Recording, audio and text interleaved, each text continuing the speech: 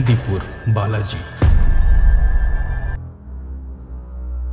India's most wanted Mehandipur Balaji temple. Mehandipur Balaji Rajasthan में बना एक पावन मंदिर है जो पूरे इंडिया में फेमस है भूत भगाने के लिए। इस मंदिर में हनुमान जी की पूजा की जाती है, पर ऐसा कहा जाता है कि कोई भी इंसान किसी इविल स्पिरिट या भूत पिशाच से पोजेस हो जाए तो उसे ठीक होने के लिए मेहंदीपुर बालाजी मंदिर ले जाना चाहिए। मगर तब क्या होगा जब बालाजी के आसपास भटक रही आत्मा ही किसी इंसान को अपना शिकार बना ले। फिर बालाजी मंदिर के लिए निकल गए।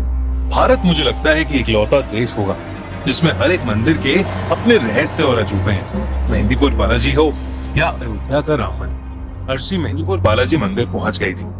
लेकिन मंदिर पहुंचते ही अर्शी को एक अलग ही सेंसेशन फील होने लगी। वो एक्साइटेड तो थी, मगर उसके साथ साथ उसे एक अजीब सी बेचैनी फील हो रही थी।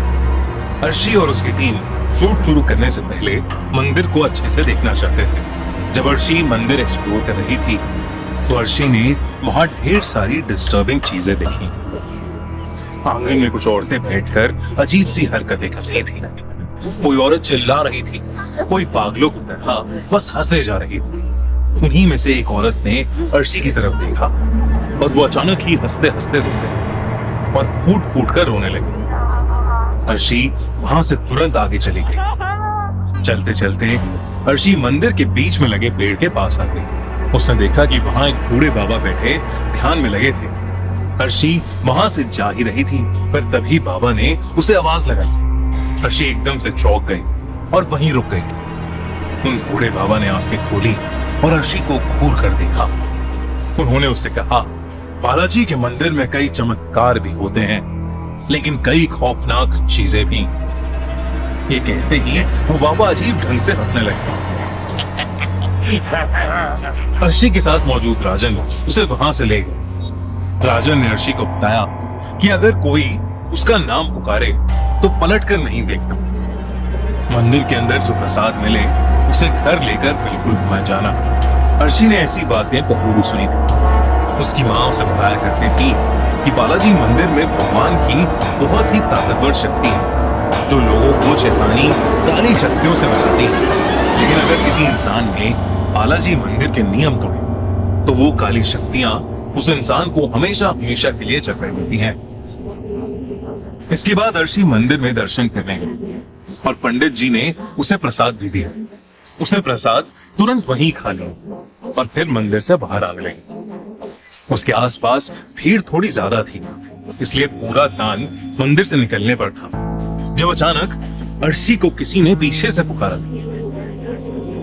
राजन की बताई बात अर्शी के दिमाग से निकल गई और उसने पलटकर पीछे देख लिया। वहां कोई भी नहीं था। अर्शी मंदिर से बाहर तो आ गई थी, मगर अब उसका माथा बहुत तेज दर्द से फटने लगा था।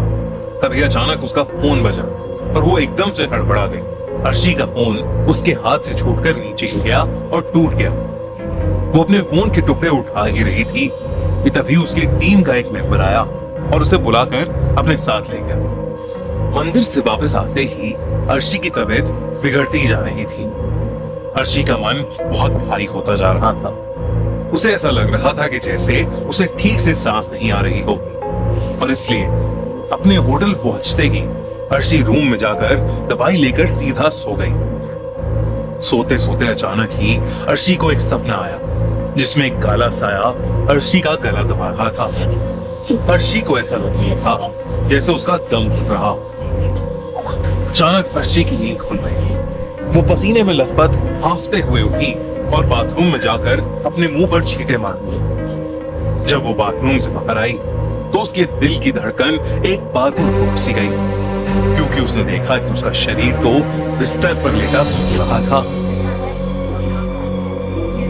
उसे कुछ समझ नहीं आया कि आखिर उसके साथ ये क्या हो रहा था। वो बार बार अपने शरीर को छूने की कोशिश कर रही थी, मगर किसी हवा के झोंके की तरह उसका हाथ शरीर से आस-पास रहा था। अचानक ही उसे एक अजीब सी आवाज आने लगी, किसी के बहुत तेज सांस लेने की आवाज। अर्शी ने मुड़कर देखा तो उसके बाथरूम की लाइट फ्लिकर हो रही थी। वो बाथरूम की तरफ गई तो वहां कोई भी नहीं था, मगर वो जैसे ही उठी उसने देखा कि उसका शरीर अब बिस्तर पर बैठा हुआ था। उसके बालों ने उसके चेहरे को कवर किया हुआ था और वो तेज सांसें लेने की आवाज अर्शी के शरीर से ही आ रही थी। वो जैसे ही अपने शरीर के पास गई, अचानक से उसके शरीर ने अपना सर उठाया और अर्शी का दिल बुरी तरह था। अर्शी का चेहरा किसी चुड़ैल जैसा लग रहा था, और तो और उसके चेहरे पर नाक या होंठ नहीं थे, सिर्फ दो लाल आंखें थीं।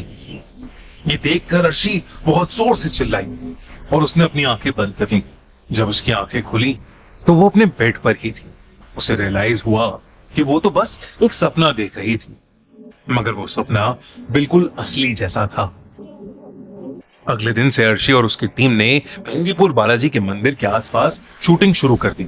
उन्होंने फिर से वहां कई सारे पोजेस लोगों को देखा और उनका एग्जॉर्सिज्म होते हुए भी देखा।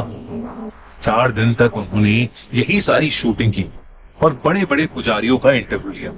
अर्शी वैसे तो अपने काम में खूब मन लगा रही थी, मगर उसकी तबीयत 4 दिन से काफी खराब हो रही थी और उसके पूरे शरीर पर रैशेस भी हो गए थे। जब अर्शी मंदिर के सबसे बड़े पुजारी का इंटरव्यू लेने पहुंची तो उन्होंने उसे कमरे के अंदर आने से मना कर दिया और उन्हें हड़बड़ी में मंदिर के स्टाफ ने अर्शी को एक रूम में बंद करने को कह दिया। उस पुजारी ने बताया कि अर्शी पर किसी बहुत बुरी आत्मा का साया पड़ गया था और उसके शरीर के रैशेस कोई बीमारी नहीं, बल्कि धीरे धीरे उसके शरीर पर उस काली आत्मा के बढ़ते हुए कब्जे के निशान थे। अचानक ही कमरे में अकेली बंद अर्शी को दौरे पड़ने लगे। उसकी आंखें एकदम लाल हो गईं और उसके शरीर के निशान अब पूरी तरह उसकी बॉडी पर फैल गए थे। अर्शी बेहद डरावनी लगी थी। वो बार बार दरवाजे पर अपना सर मारकर दरवाजा पीटने लगी और अचानक से वो एक आदमी जैसी भारी आवाज निकालने लगी। वो उसी शैतानी आवाज में पुजारी को गाली देने लगी। पुजारी अपने साथ कुछ और पंडितों को लेकर उस कमरे में गए और अर्शी का एग्जॉर्सिज्म यानी झाड़ फूक करने लगे। ये पूरा प्रोसेस अर्शी की टीम रिकॉर्ड कर रही थी। अर्शी पूरी तरह पोजेस हो गई थी। वो बार बार अपना सर जमीन पर पटक रही थी। अचानक ही अर्शी बिल्कुल कंट्रोल से बाहर हो गई। पहले तो उसने अपनी टीम के कैमरे लिए और वो जमीन पर पटक कर खोल, और फिर उसने वहां मौजूद एक पुजारी का गला पकड़ लिया और उसे हवा में उठा लिया। लेकिन बड़े पुजारी ने फौरन भी उस पर लाल मिर्च डाली। अर्शी ने पुजारी का गला जैसे ही छोड़ा, सबने उसे पकड़कर चेन से बांध दिया। 2 दिन तक एग्जॉर्सिज्म करने के बाद अर्शी के अंदर से वो काली आत्मा निकली। अर्शी ठीक तो हो गई, लेकिन वो बहुत कमजोर हो गई थी। उसे अपना एग्जॉर्सिज्म बिल्कुल याद नहीं था, मगर अपनी टीम की बातें सुनकर वो हैरान रह गई।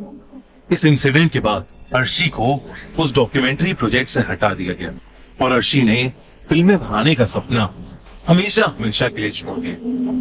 पर अर्शी कभी समझ नहीं पाई कि उसके साथ ये सब क्यों हुआ और कैसे। आपको क्या लगता है?